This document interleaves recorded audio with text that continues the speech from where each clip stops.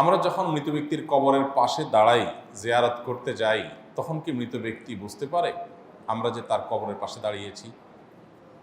আমরা যখন কোনো মৃত ব্যক্তির কবরের পাশে দাঁড়াই, জিয়ারত করতে যাই, সালাম পেশ করি, তখন তারা সেটা টের পান। তাদের ধ্বংসাবশেষ মাটির সাথে মিশে গেলেও আল্লাহ রাব্বুল আলামিন বারজাখী জীবনে, এটাকে বারজাখী জীবন বলে, মৃত্যু থেকে নিয়ে কিয়ামতের আগ পর্যন্ত যে জীবনটা আছে, এখানে মানুষের শরীর মাটির সাথে মিশে যাক, পানিতে গলে যাক, যেখানে যে অবস্থা থাকুক, সেখানে এক প্রকারের রূহ আল্লাহ তাআলা শুধুমাত্র বিশেষ কিছু জিনিস যেগুলো আল্লাহ তাআলা অনুভব করাতে চান, সেগুলো অনুভব করার ক্ষমতা আল্লাহ তাদেরকে দেন। এর ভিতরে একটা হলো এটা যে কোনো ব্যক্তি তার কবর জিয়ারত করতে গেলে, কে আসলো জিয়ারত করতে, সেটা তিনি টের পান। সালাম যখন দেন তখন সালামের জবাবও তিনি দেন, সেটা আমরা শুনতে পাই না, জাস্ট এটুকু। এটা বহু সালাফদের মত। ইমাম ইবনে আব্দুল বার রাহিমাহুল্লাহ, বরাতে ইবনুল কাইয়িম রাহিমাহুল্লাহ, অনেক ইমামগণ এ বিষয়ে অনেকগুলো হাদিস উল্লেখ করেছেন। যদিও আপনার সমকালীন ওলামাদের মধ্যে শেখ বিন বাজ রহমতুল্লাহ আলাইহি, সৌদি আরবের সাবেক গ্র্যান্ড মুফতি, উনি এ বিষয়ে ভিন্ন মত পোষণ করেছেন, আর অনেকে ভিন্ন মত পোষণ করেছেন। তারা বলেছেন যে মৃত ব্যক্তি টের পায় কি পায় না, এই বিষয়টা হাদিস দ্বারা চূড়ান্তভাবে পরিষ্কারভাবে ক্লিয়ারলি প্রমাণিত না। বাট তারা আবার এটাও বলেন নাই যে মৃত ব্যক্তি টের পায় না।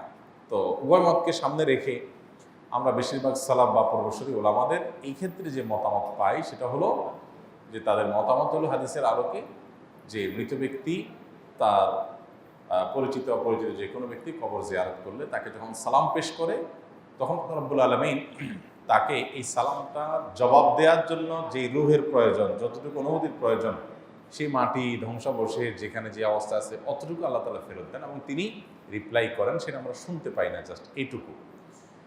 তবে মৃত ব্যক্তি আমাদের সালামের জবাব দিচ্ছেন, তিনি আমাদেরকে জানুক বা না জানুক, আমরা গেলাম কি গেলাম না সেটা টের পেলেন কি পেলেন না, এর চাইতে বড় বিষয় হলো আমাদের জন্য কবর জিয়ারত করা সুন্নাহ। আমরা দূর থেকে তাদের জন্য দোয়া করলে সেটাও তাদের উপকারে আসবে। কাছে যেই দোয়া করতে হবে এটা জরুরি না, কিন্তু কাছে গিয়ে সালাম পেশ করাটা সুন্নাত। আমরা কাছে গিয়ে সালাম পেশ করলে আলাদা সওয়াব হবে। এই জন্য সাধ্যে থাকলে অবশ্যই কবর জিয়ারতের চেষ্টা করা উচিত। নবী করিম সাল্লাল্লাহু আলাইহি ওয়াসাল্লাম বলেছেন, জুরুল কুবুর ফাইন্নাহা তুযাক্কিরুকুমুল আখিরাহ, তোমরা কবর জিয়ারত করো, কারণ কবর জিয়ারত তোমাদেরকে আখিরাতের কথা স্মরণ করিয়ে দেয়। তাহলে খোলাসা কথা হলো, মৃত ব্যক্তির কবরের পাশে গিয়ে দাঁড়িয়ে সালাম পেশ করলে তিনি সে সালামের জবাব দেওয়ার মতো শক্তি, সামর্থ্য, রূহ তার ওই ধ্বংসাবশেষ বা তার শরীর দেহাবশেষ, যেটা দেহাবশেষ, সেখানে আল্লাহ তাআলা অতটুকু ফেরত দেন এবং তিনি সেটা দিয়ে রিপ্লাই দেন, আমরা শুনতে পাই না। এবং বিভিন্ন সালাফদের বক্তব্য থেকে আমরা জানি যে তিনি টেরও পান যে কে আসলো কে আসলো না। আল্লাহু আ'লাম বিস-সাওয়াব। জুতা পরে কবরস্থানের ভিতরে প্রবেশ করা যাবে কিনা? জুতা পরে আমরা কবরস্থানের ভিতরে জিয়ারতের উদ্দেশ্যে বা কোনো কাজে যাব কিনা, এর উত্তর হলো, নবী করিম সাল্লাল্লাহু আলাইহি সাল্লাম এক ব্যক্তিকে জুতো পরিহিত অবস্থায় কবরস্থানে দেখে নির্দেশ করেছেন, তোমার জুতাগুলো খুলে ফেলো। সেখান থেকে বোঝা যায় যে জুতা পরিহিত অবস্থায় কবরস্থানে যাওয়াটা উত্তম কাজ না, ভালো কাজ না। সুন্নাহ হলো কবরস্থানে প্রবেশ করলে জুতা খুলে তারপরে প্রবেশ করবো আমরা। যদিও যদি কোনো কবরস্থানে কাঁটা বা ইটের টুকরা, ক্ষতিকর কিছু বা পায়ে ব্যথা হতে পারে, এরকম কিছু থাকতে পারে, সেই আশঙ্কা থেকে আপনি জুতো পরে কবরস্থানে যান, তাহলে সেটা ভিন্ন কথা, তাহলে সেটা জায়েজ আছে। নর্মালি আপনি কবরস্থানে যখন যাবেন জুতা খুলে তারপরে প্রবেশ করবেন, এটাই হলো সুন্নাহ, এটাই হলো উত্তম। এর একটা কারণ এও হতে পারে যে কবরবাসীর প্রতি আপনার সম্মান প্রদর্শন করা, যে তারা এখানে মাটিতে শুয়ে আছে, অতএব মাটিতে আমি সেগুলো জুতা পায়ে পাড়ালাম না অ্যাটলিস্ট। আর সবচেয়ে বড় কারণ তো হাদিসে নিষেধ আছে, সেজন্য বিদায় কবরস্থানে জুতা পরিধান করে না যাওয়াটাই হলো সুন্নাহ এবং মুস্তাহাব। বাসা বাড়িতে কুকুর থাকলে বিপদ আসে, কথাটা কতটুকু সত্য যদি বুঝিয়ে বলতেন। বাসা বাড়িতে কুকুর থাকলে বিপদ আসে এরকম কোনো কথা কোরআন অথবা হাদিসে এইভাবে বলা হয় নাই আমার জানা মতে। তবে এটুকু ঠিক যে কুকুর বাসা বাড়ির ভেতরে, ঘরের ভেতরে কুকুর নিজেরা যেখানে বসবাস করে সেখানে রাখা, এটা হাদিসের আকারে নিষেধ।